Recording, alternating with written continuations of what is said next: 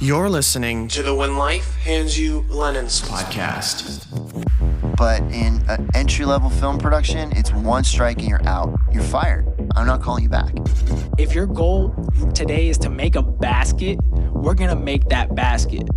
The minute you create something, as soon as it's made tangible, you have a copyright in it. How do I get our guys to sound that big, that full when they do the harmonies? And I'm your host, Lennon Seahawk. Let's get to the show. Hello and welcome to another episode of When Life Hands You Lemons. I'm really excited to share this episode with you, but before we do, I want to extend my sympathies and check in to see how everybody's doing, because we're in such an unprecedented time right now in our lifetimes with the whole coronavirus. And I'm thinking of those who are on the front lines fighting this and keeping our loved ones safe and healthy. And I'm hoping everybody's able to stay safe and sane. They're able to work on projects or work from home. And I just want you to know that we're all in this together, and we will get through this together, and we're going to come out even stronger than we were before. I'm really excited to introduce you to Mr. Jack Forman. Now, he is the Executive Vice President at BiCoastal Productions in New York City. It is a live and performing arts booking agency that represents artists and musicians, comedy acts, theatrical people, and a variety of artists from around the world. Some of their notable clients are Lee Rocker of the Stray Cats, Naturally Seven, The Hitmen, which is a legendary rock supergroup, the Red Hot Chili Pipers, kind of funny story, which Mr. Jack tells about who they are. The Bronx Wanderers, which is a legendary and very, very involved Las Vegas band, and Jack talks about them as well. Mr. Colin Mochrie from Whose Line Is It Anyway? I'm obsessed with Whose Line Is It Anyway? I love Colin Mochrie, so this was such an honor. And lastly, the Daily Show Writers Comedy Tour. Now, previously, Jack worked at ICM Partners, Windish Agency, which is now Paradigm Agency, and the Daily Swarm. He has a degree from Columbia College in Chicago in Arts, Entertainment, and Media Management. And in this episode, Jack and I talk about how the current situation and how the current pandemic of the coronavirus is affecting all facets of the entertainment industry, specifically the live industry. We talk about how artists are keeping themselves afloat, how they're making themselves more available, how they can come up with more creative strategies to feed their fans content, and how to just kind of keep yourself sane. And then we also talk about what the industry is going to look like after everything is settled down. Now, we're all unsure of how this is going to pan out and when it's going to be over. Some are saying, a month, 2 months. Some are saying the end of summer. Some are saying, it's going to be a while before the industry kind of collectively comes back together, because we've heard so many horror stories of promoters having to shut down, venues having to shut down, artists going out of business. And it's really a sad situation we're in. But again, as I mentioned earlier, we're all in this together. We're going to get through this together, and we're going to come out stronger than we were before. Also, before we cut to the interview, I want to remind you to please sign up to my mailing list, as it helps me notify you when new episodes like this are live and ready to rock and roll. There is also a Google form in the show notes below. So if you or somebody you know would be a good guest for the show, please fill that out or send it over to them. Have them fill it out or fill it out, and I will reach out if you're a good fit for the show. Lastly, I would really, really appreciate a 5-star rating and or review in Apple Podcasts or whichever platform you listen to your podcasts on, as it greatly helps boost the show and helps other listeners learn about the show and really understand the content of the show as well. Thank you so much for tuning in this week. Let's cut to the interview. I'm Jack Forman. I'm Executive Vice President of BiCoastal Productions, a small boutique talent agency in New York. There's about 12 of us at the company. Performing arts is really one of our hotbeds, but we also work heavily in events, casinos, festivals, fairs, you name it. We've really expanded quite a lot in the last 10 years. And I've been with the company about 6 years now. Represent a lot of different artists, varying from music. And in music, we're talking about rock, we're talking about theatrical, we're talking about just about anything you can imagine, Broadway. but we also do some stage touring shows as well as some comedy. We work with Colin Mochrie from Whose Line Is It Anyway on his new show, Hip Prov. We also work with several of the writers from The Daily Show on the Daily Show Writers Comedy Tour. And it's just a very healthy mix of different types of programming that really is designed to fit just about any kind of presenter, venue, or event you can imagine. So it's really just a new adventure every day, certainly now more than ever. Yeah, absolutely. I saw that you were working with Colin Mochrie, and I'm obsessed with the show Whose Line Is It Anyway? I've good. loved him ever since he was on the show. They're still kind of doing it, aren't they? They kind of... yeah, they're at least airing it. Yeah. I mean, they're not recording anything right now, Okay. so it's just it's good to see it on. I think everybody needs a laugh right now. Yeah, absolutely. He's probably my favorite one on the show. Sorry, Ryan and Wayne. But yeah, Colin is great. And so what is it that BiCoastal Productions does? Are they a promoter? Are they a production company? Are they kind of all in one? Like you say, you're doing like fairs and festivals to rock shows and everything. Like what is it that BiCoastal Productions does for each kind of event? Well, we're actually just a talent agency. Okay. We don't really dabble as much in the promoting and in the presenting. We try to work with these promoters and presenters all around the country, and we're getting more and more global with some of our acts as well. But we represent this roster of artists, and we book them into theaters, every kind of venue you can imagine around the country. And we try to keep the roster very diverse, and we grow it. But yeah, we're primarily a talent agency. And the occasional talent buyer for special events. Okay. So how did you get into like talent management and all that stuff, and then get in with BiCoastal Productions? Sure. I've been working with talent ever since late in high school and into college. I started working with the Windish Agency out in Chicago when I was still in college. Right now they're Paradigm actually now. But back then, that was really my first exposure into the modern agency world. Worked for a couple of record labels, and then got a job at ICM Partners in New York right out of college, which kind of brought me here. I'm originally from the Midwest, Wisconsin, and went to school at Columbia in Chicago. But I found BiCoastal Productions shortly after I left ICM. I was looking for something different, a little bit more hands-on, and a bit of a smaller team mentality. And I found this couple who was running their own talent agency, Ron Gartner and Fran Heller. They'd founded it because Ron himself was a performer for many years. And it's really been exciting over this past 6 years to really watch it grow and watch it prosper and change, and just see the agents get excited about coming to work every day to work with these artists. And the artists just, they continue to surprise us and make us really proud. Yeah, absolutely. What part of Wisconsin are you from? Right outside Milwaukee, a town called Mequon. Okay. I'm from the Midwest as well, out in Minnesota, so we're not too far from. We didn't grow up too far apart from each other. Yeah, just some football rivalry. Yeah, just definitely just a football rivalry. So you mentioned when you filled out the form, and I this is one of the main reasons why I wanted to reach out and talk to you, was because of everything that's going on right now. Everything, especially live events, has basically come to a complete halt. And that's affecting so many facets of the industry. Ticketing, the artists and comedians and people that you're working with have lost income and all that stuff. So can you talk about how it's affected the industry and some of the ways that you're the artists and your company are kind of coming through it and making things happen? Sure. Well, the easiest way to start talking about this is to say that it hit us all pretty quickly. Everybody was booking shows forward into the future. Unless it was in Southeast Asia, you really weren't as concerned about what's happening now with the coronavirus. We were all booking shows into the summer. We were booking shows beyond the summer into the fall. We work with a lot of performing arts centers and nonprofits who book way far ahead into 2021. So we were full steam ahead. February, especially in March, are very, very busy times. We had the APAP conference here in New York in January, where just thousands upon thousands of agents, buyers, and artists are coming together to talk about programming and next season. And we had AIBA at the end of last year and Polestar at the beginning of this year. It's just everybody was really looking forward to a great year of presenting, and all the artists were planning. And then this hit us very, very quickly. For me, it happened first with Washington. I had a run of shows going through Washington in the middle of March. The tour was canceled immediately.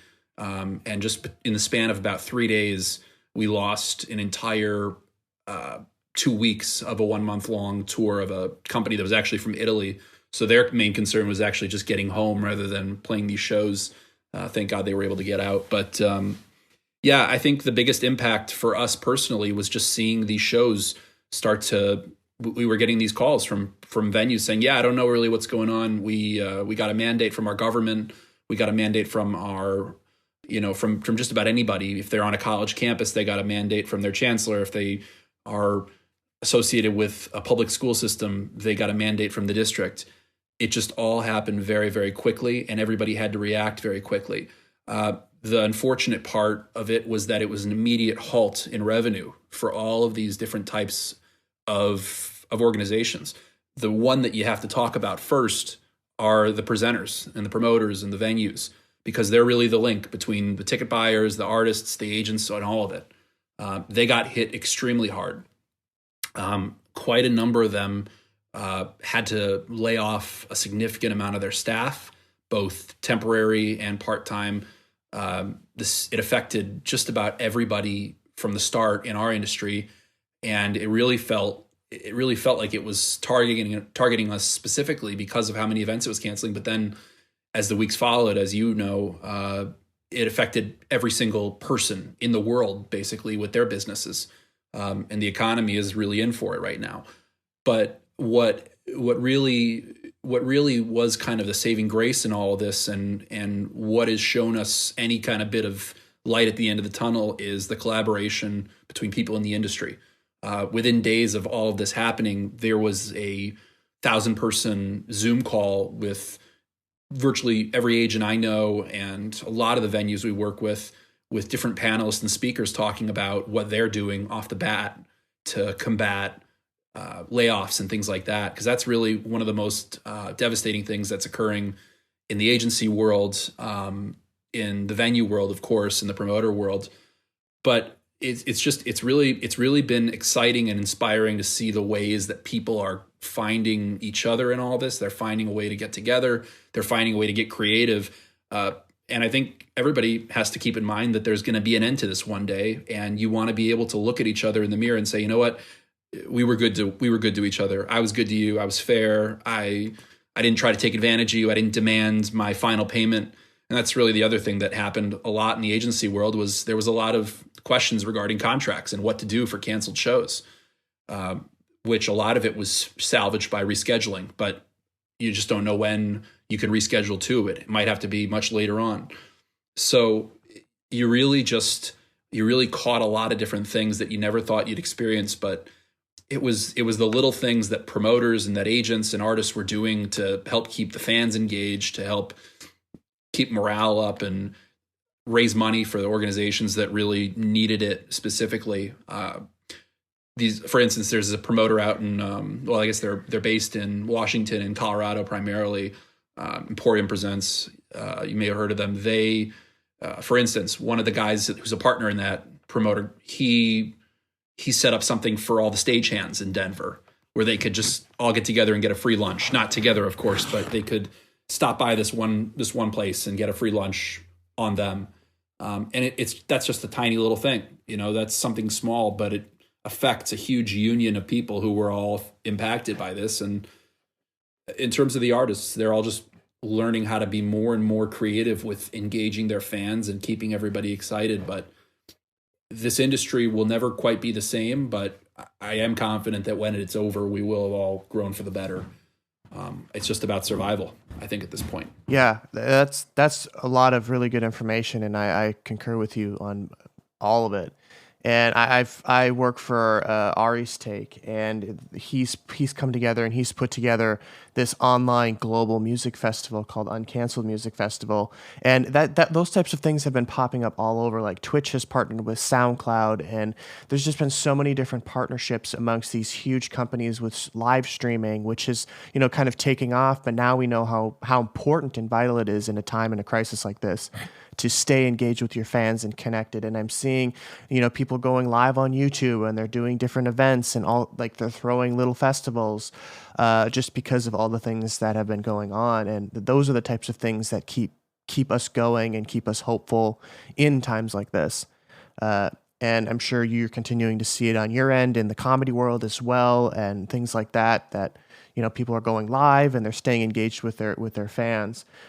So what are some of the ways that you're seeing in maybe not necessarily music, but other facets of the entertainment industry that, artists and creatives are coming together to kind of stay afloat, whether it be engaging their fans, earning some extra money, helping one another out, things like that? Sure. Well, like I said before, I think the biggest positive here and the biggest source of or beacon of light in all this is seeing how everybody has collaborated together, and how good everybody's been about things. You're not finding agents and artists and venues having these debates and arguments about what is fair and what is not for canceled shows, which that's where your mind kind of goes when this happens. But us agents having our wonderful reputation for calmness and respect, it really, and by that I'm being sarcastic, Yeah. It really didn't show through. It was really, everybody was understanding, I think largely because this is nobody's fault. There's no single person or entity you can blame what's going on, regardless of whether you want to get political or not. You really can't. So I think what I've been seeing that's really been inspiring is creative ways that people have found. Necessity is the mother of invention. People have found these ridiculously amazing ways of reaching people that you'd never have thought. It's even more impressive if they can find a way to monetize it without gouging anybody who's having a tough time now. Unemployment's going up. The income brackets are going to change like you've never imagined. And if you see people who are releasing more and more complimentary content that people can just log onto their phone or the computer and access with their entire family, it's really, really exciting. And knowing that these shows in the live sense are going to happen again one day, keeping that part of it alive is really one of the biggest challenges. But if artists can keep releasing content, keep doing live streams, remain engaged, it's really just, it's crucial. One of my artists is Lee Rocker. He was a member of the Stray Cats for many, many years. They recently reunited last summer. They have gotten together, Lee and his band. They've been working on a recording where they're all individually in their own homes, but they pass around the recording to each other to make sure that it sounds as good as it would live or as good as it would studio quality, so they can piece it all together and then premiere it live with them present. Kind of looks like the Brady Bunch a little bit when you're all on Zoom.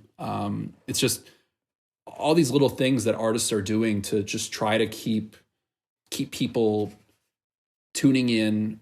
Nobody's really spending much money on music right now. They're still going to spend it on streaming, and they're going to spend it on streaming services, but they're obviously not buying concert tickets. And amazingly enough, the music industry is really using the sports industry as a barometer for when this is all going to return. I think a lot of us will feel a lot better when the NBA decides they're going to finish their season, or the heavyweight championship of the world is going to be back on. That's really going to give us a lot more confidence. But even when this is over, even if there's a vaccine or a cure or anything, it's still going to have a ripple effect, especially amongst the older audiences. Mm-hmm. And I mean, I know it's completely, you and I cannot tell when this is going to be over, but how long do you think the entertainment industry can sustain something like this? Do you think it's going to move in a direction where it could be sustainable for, 10, 15, 20 years? Or do you think it's going to have to return back to normal because this happened so abruptly? Like you said, like it literally happened overnight where you had to cancel shows and shows were starting to get shut down and mandates were coming out and all this stuff. So how long is it before, the industry kind of folds into itself and it's like, we have to go back to, doing live events to start making money? And is it sustainable? Yeah, I think that there will always be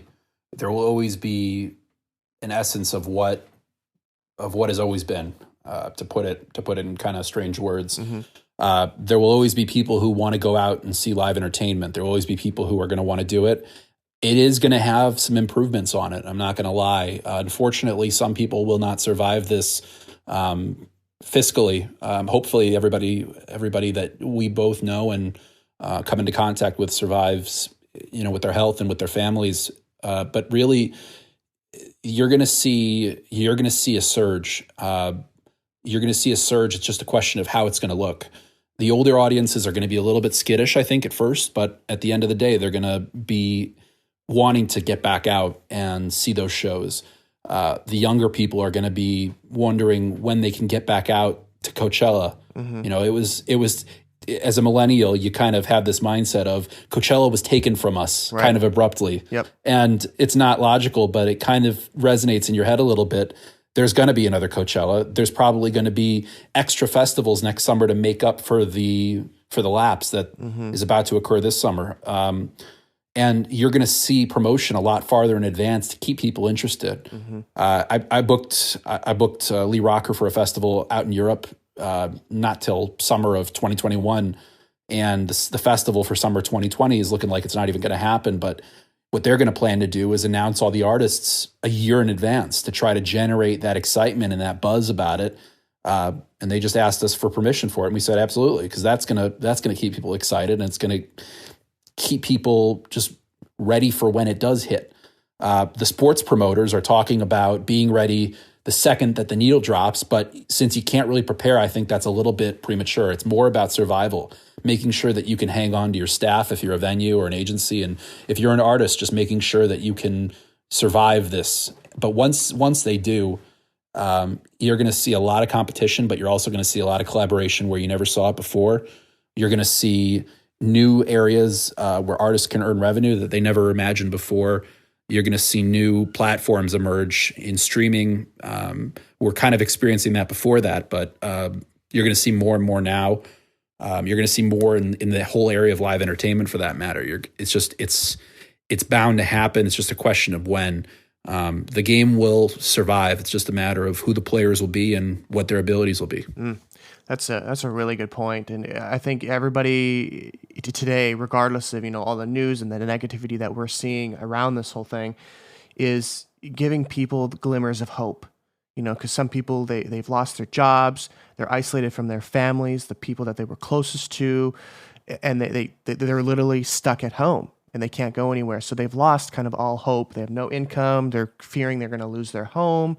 How they're going to put food on the table for their family. So I like how festivals and stuff are kind of announcing their lineups, and they're still like booking things, because it gives people that sense of hope. Like, things are going to get better. We just have to be patient and really ride this out and work together and stick together to make this happen. And I think that's a beautiful thing in and of itself, is giving people hope, and even the industry hope that we're going to come back stronger than ever. I hope I'm right. I really do. Yeah. I mean, I could unfortunately be totally wrong, but this is the way I'm choosing to look at it. And it's the way that I think anybody who loves music as much as you and I do should look at it.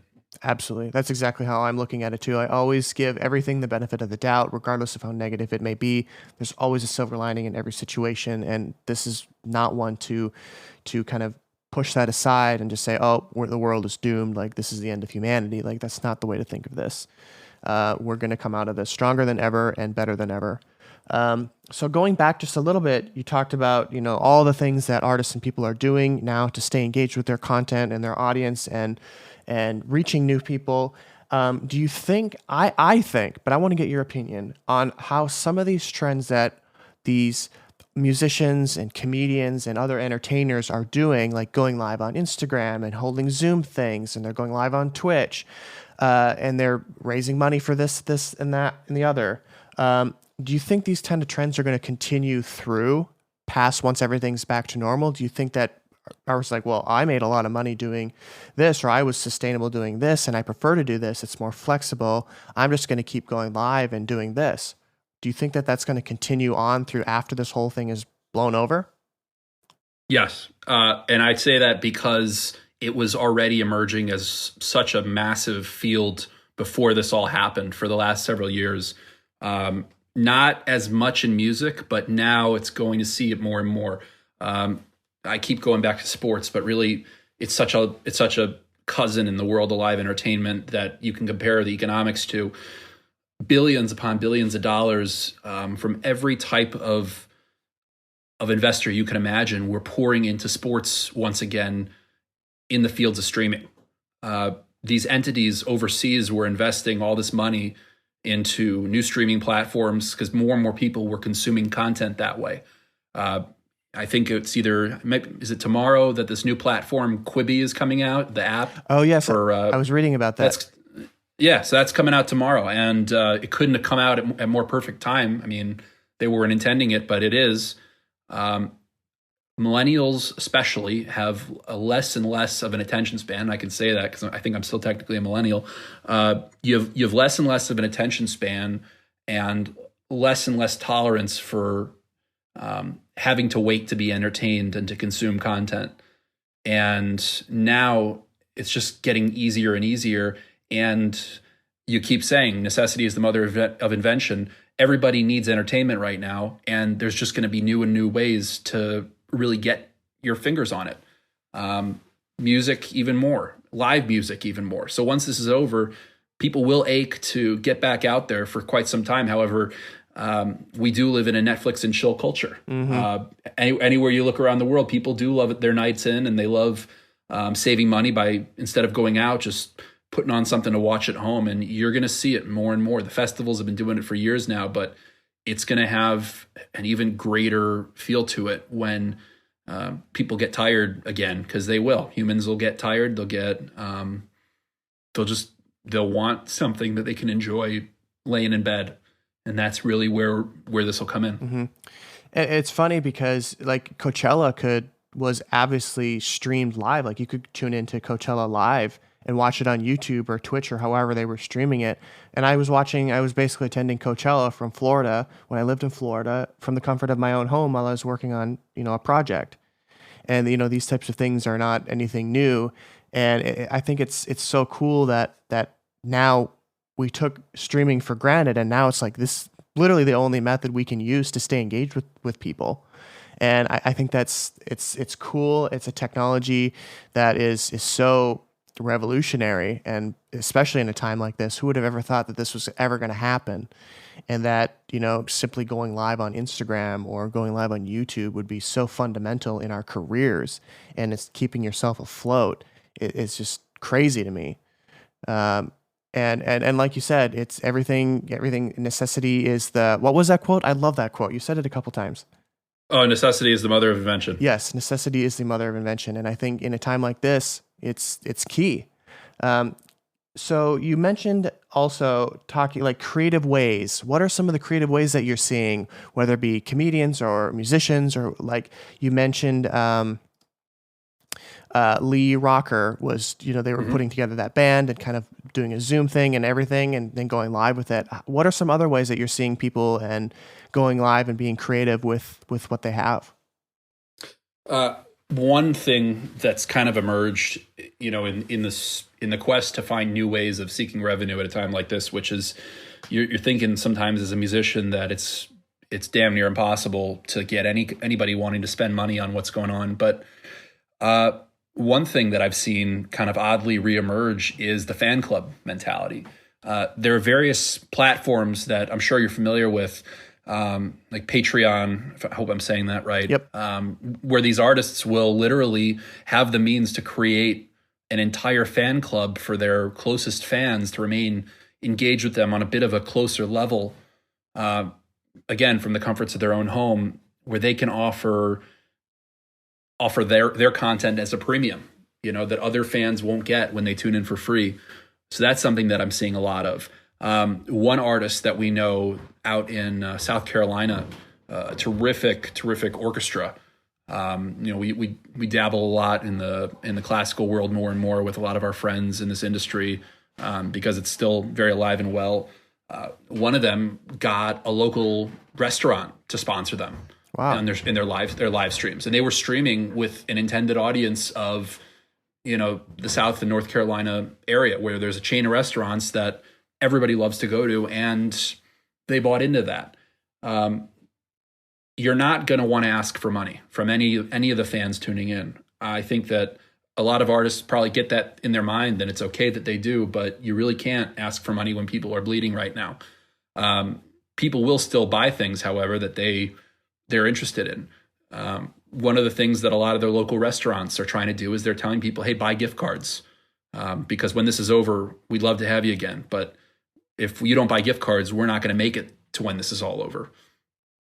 You can't rely on somebody to come in and solve the problems like sometimes you just want to. You want to say the government and their stimulus package is going to benefit us all. It's going to solve everything. But as the last 4 years have taught us, without getting political, you can't really rely on much. And you want to take this into your own hands and get creative. So yes, streaming and finding ways of getting people to invest in things that may be a little bit deferred, but will reward them in the long run. Getting creative with things like merch. A lot of people are engaging with fundraising. They're really taking a cause upon themselves now more than ever, especially if it's a COVID-19 related cause. They're really using that as a means of getting people engaged. This one artist that I was on a Zoom call with a few weeks ago, her name's Rhiannon Giddens. She's a Grammy Award winning artist, tremendously talented artist with a huge fan base. I believe she was in Australia when this all went down. And she had all of her shows canceled, of course. But she got together with a group of amazing artists, and they formed a fund to try to help artists. And they're putting themselves out there as a resource. You're seeing a lot more artists opening up their inboxes, if you will, creating a direct line and being way more engaging with their fans. You're seeing it in comedy too. Live stream comedy shows. You're out in LA. Whenever I'm in LA, I always try to stop by the Comedy Store. And there's a show I like at the Comedy Store. And the people who put together that show, they started a Zoom chat where just once a week, they all get on there. They all goof around. It's not organized like it should be. And you just kind of sit back and watch. It's fun. It's really fun. And you get to just kind of engage with these comics. And if you write something in, they're gonna acknowledge you, or they're gonna talk to you. And so you're interacting with amazing comics and comedy that may have been at arm's length before this. Now you have it a lot closer. Again, a lot of this is reflective of what was here before, but it's now just being amplified by the fact that this is the situation. Absolutely. So you mentioned, artists and people are opening up their inboxes more so than ever. I've always thought that was I always like that. Is just like, hey, if you need anything, just let me know. I'm always here to help in any way that I can. I'm just a very giving person. I like to give back in any capacity that I can. And I'm seeing, like you mentioned, a lot of artists opening their inboxes, but I've always thought that that's so important regardless of the situation. And can you talk about why, obviously given the pandemic and everything that's going on, but why is that important that artists keep their inboxes open? Well, right now they have the means to do so because a lot of them at least have a lot more time on their hands. I won't lie, a lot of artists will not respond to things that come in, especially to them directly, or even their management or their reps like us, because they want to retain a bit of a mystique without sounding too pretentious about it. Really, it's a reality. But then there are some artists feel like we work with that are always trying to be engaging. This group, the Hitmen, who really launched our agency. It's a rock super group, incredible artists, all of whom had amazing credits with some of rock and classic rock's biggest hit makers. They're the type where they have these amazing, engaging baby boomer fans who just love writing in. And they answer every single message. Wow. They answer every single post. If somebody asks a question, where do I get tickets? Or where can I buy your album? Where can I, who do I talk to at this is my favorite. Who do I talk to at my venue about requesting you guys come here? Wow. That's my favorite, because then that helps us get, do less work on our end. Yeah. It's stuff like that really is amazing. However, it's a little unrealistic, I'm afraid, to expect that of all artists, especially as you work your way up the chain of popularity and success. But you're seeing it more now. You're seeing more people do it. And when they want to do it, it's exciting, but I can also agree if they turn it off for a little bit, if they don't respond to everybody, they don't want to have a complete open channel. They want to have a selective open channel, but that's been something that's just been getting better and better ever since the invention of Twitter and the invention of all of it. I do think it's important, but I also can see where there's a little bit of a line where artists don't want it being crossed, and I'm a little biased, but I say they kind of have that right to have some of it. Mm-hmm. And the artists that you're and the bands and people that you're representing, do you guys kind of help them plan content that they're working on and pushing out, or do you just kind of like let them go, or how are you ensuring that they're constantly posting and staying engaged with their fans? The artists that have proper management, some artists of ours, every artist comes to us with a different expectation. Right. We have some artists that want us to be involved in 360 degrees of their careers, and then some that only want us involved in a small sliver. We have this client, the Bronx Wanderers, terrific family band that formed out here in New York.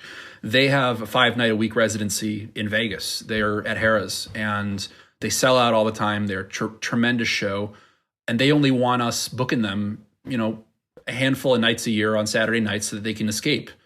They need us for very, very little, and we don't have to be as involved. So a lot of our artists have management that does a lot of this for them. They have tremendous publicists and great PR teams in place that just have a plan. And then there's some artists that do it all themselves. We have a theatrical show called Married to Broadway featuring this group called the Sharp Family Singers. And they took it upon themselves to make it on TikTok. It's a family band, and they figured, why not? And they posted a video of them all singing on the stairs, and then they posted another video of them all singing, like that scene in Step Brothers where the family's singing in the car and they almost get in an accident. Mm-hmm. 40 million views. Wow. In a few days. And now that's totally given them a new direction to go in their career. We have this group, the Red Hot Chili Pipers, no pun intended, out of Scotland. It's funny, over here they're a theater-sized show, and over in the UK and in Europe they're playing festivals, small arenas. It's a novelty, but it's also very serious. They crank out content like crazy because there's so many of them that one of them will get on Facebook or they'll get on Instagram Live and say, all right, we're going to give you a bagpipe tutorial because it's a bagpipe rock show. Yeah. But everyone is different. I mean, there are some artists though, like the Hitmen, where we get very heavily involved. We help find them all their publicists that they've used over the years. We've helped coordinate different PR opportunities with them and arrange certain sit downs with the Associated Press to try to get more and more interesting stories out there. And we try to be involved in tour marketing whenever possible. Whenever there's a show that we know is going to need the assistance in a new market, we try to keep track of ticket counts and make sure that we're doing our part to let the artists know that they got to do their part, because that's really it. Agents are not miracle workers, and we're not babysitters. We are here to get you jobs. We're here to get you paid, and we're here to make sure that your career goes on the trajectory you want it to. But we are a family company. We're a smaller agency when it comes to. I'd call us more of a mid-sized agency, but we do like having the ability to be more hands-on with our artists, and that's something that's kept me excited about growing up BiCoastal. It's just we are a very, very hands-on, family-oriented company. Great. I love the TikTok story because I just got into TikTok a couple of months ago, and Be careful. Yeah, it's a dangerous place to be because then I've caught myself scrolling for an hour or two, and I'm just like, whoa, holy shit, that was an hour I was doing that. And then I showed my parents some TikToks, and now my mom sits and scrolls through them all the time. She's like, I scroll through TikTok more than I scroll through Facebook now. So it's just like this whole this new social media phenomenon, but it's like the new Vine, but it's not Vine, and it's so easy to use. And how are you seeing any of your artists and people kind of taking advantage of TikTok now and creating some fun content? Well, yeah, I mean, it's dangerous. Like I just said, it's my wife. If you give her, if she's on TikTok before bed, she's not going to sleep. Yep. Anytime near when she was planning to. Yep. We have a 11-month-year-old baby girl, and we even had some fun with her on TikTok. She happens to be a very easygoing, happy baby, so we were able to manipulate her into doing what we needed to do on TikTok, not for engagement, just for our own fun and sharing it with family. Right. It's a music-based service, if you think about it. I would love, and this is not really my area of the industry, but having gone to school, to learn a lot about IP and about mechanical royalties and all that, I'd love to know how artists get paid with that. That's a topic for a podcast if I ever did hear one, because I really am curious about how these artists have monetized it. But everybody is doing it. Every actor of note is just having fun with it, especially the ones with sense of humor. Musicians are doing it, and unique shows that we work with are doing it. We have a international touring shadow dance company. Just to, we really are all over the map with our roster. And this company called Catapult, they were supposed to be debuting on Broadway last week, which was absolutely one of the biggest devastating hits we took. Was just all this work that one of our agents, Arlene Jacks and Colin O'Toole, they put into this debut on Broadway, just was immediately moved. It's going to happen, but we were all excited and ready to go, and they're getting used to TikTok now. I think that's something they're going to start doing because it's a visual show, and you got to find a visual way of reaching people. This show, the Sharp Family Singers, they've absolutely exploded on it, and it's an excuse to be funny and be a bit more personal and personable as well. I really don't know where it's going to go. It's terrifying to me that how addicting it is. I'm like you. I can just find myself on it like all night if I really wanted to, and I laugh hysterically on it. But platforms like this, at a time like this, where there's an abundance of time on people's hands, it's smart, and you'll see more and more artists doing it. My artists are just now starting to wet their feet in it, but a lot of musicians and people were in it from day one because they were kind of aching for it since the end of Vine. It's such an easy platform to use, and I think that's so vital. And you literally open the app and you start using it. You start scrolling. You can you can comment. They have made it so easy to use, and that's why it's so. It's not like you have to click through this and click over here, and then it's kind of not like Facebook where there's so many moving facets to it. We're like engaging with groups and messaging and commenting and liking and different reactions and videos, and it's one platform designed to do one thing, and it's just quick and easy to use. And to kind of go back and answer your question, there are music distributors that are actually distributing to TikTok. So if you're using DistroKid or CD Baby, I'm not exactly sure which ones are doing it, but they're distributing straight to TikTok. So then you can search your name and then add your music to there. And then I'm not sure exactly how the streaming comes up, because a lot of them are distributing to like Facebook and Instagram as well. But I'm not sure how the royalties and everything are calculated, because it's kind of a social media platform, but it's video too, which could mean it need a sync license. So I'm not exactly sure how all of the mechanics work, but it is possible, and it's crazy how it's so quickly changing and things like that as well. But yeah, TikTok is definitely an interesting platform, and I'm excited to see how Quibi turns out as well. Have you heard anything more about that, or what exactly is it? I've talked to a few people who are getting involved in some early development. A couple of programs that are piecing themselves together now. They happen so much quicker now because these old TV deals used to take months and months of structuring and negotiating. And now, because of the amount of content that's being put out on streaming platforms like Netflix and Hulu and just about everything, these deals happen a lot quicker. I think it's going to either sink or not. I think that it would not have worked many, many years ago. But like I keep going back to TikTok. TikTok, if you ask me, is the epitome of the modern generation of just constant content in a bite-sized format that's right at your fingertips from the second you open the app. And I think that Quibi is onto something with that. Mm-hmm. They are onto something that that is just right there and very quick. People have less and less time when there's not a COVID-19 crisis happening, especially if you live in a major city. Commuting into New York every day. That was kind of my time to catch up on shows because, at nights I'm still working and trying to be a present when I can. having a 10-minute show is kind of a cool thought, is just knowing that. If you hear my daughter, by the way, screeching in the background, she's awake and excited.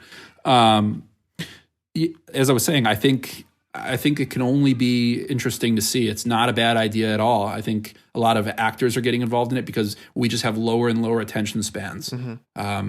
We all have, whether we're diagnosed with it or not, we all have this millennial ADD that trickles through our veins and makes us be crazy. Whatever's just.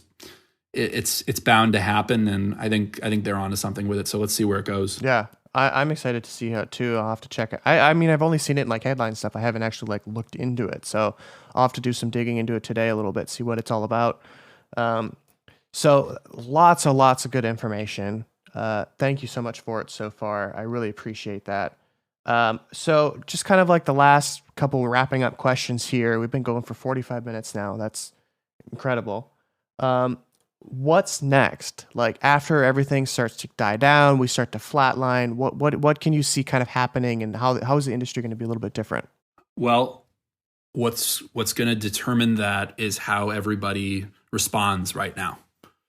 What's going to determine it is how people were acting and working with each other when it mattered the most, which is when the levee broke, to put it in one term.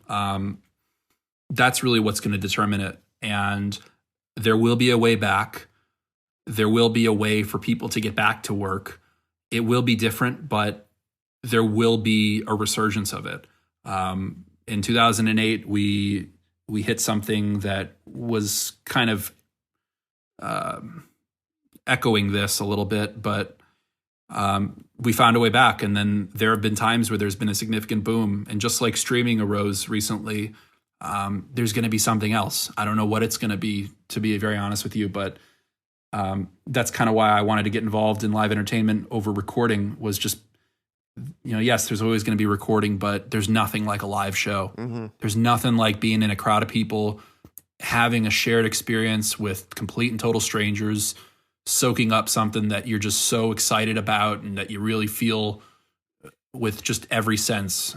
It's going to be there, and there's going to be a demand for it, especially when people are ready to leave their homes. And there will be a new enforcement and safety.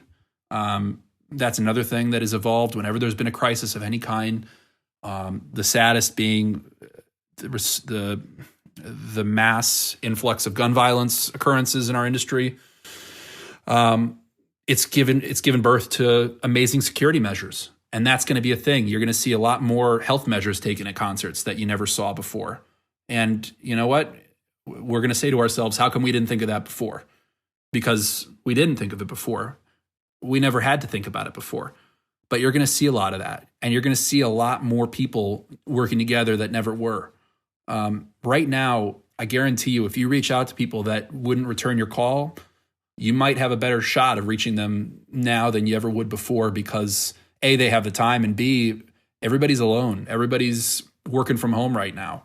As busy as I am, here in my little home office, I still love checking in with people that I haven't spoken to in years, because, it's just, you miss regular life, and people are going to miss regular life. Artists are going to be hungrier than ever. They're going to be, they're busy creating right now in their own little laboratories, and I just can't wait to see what comes out of it. There's just notebooks and notebooks of songs being written right now, and amazing productions coming out of people's home studios.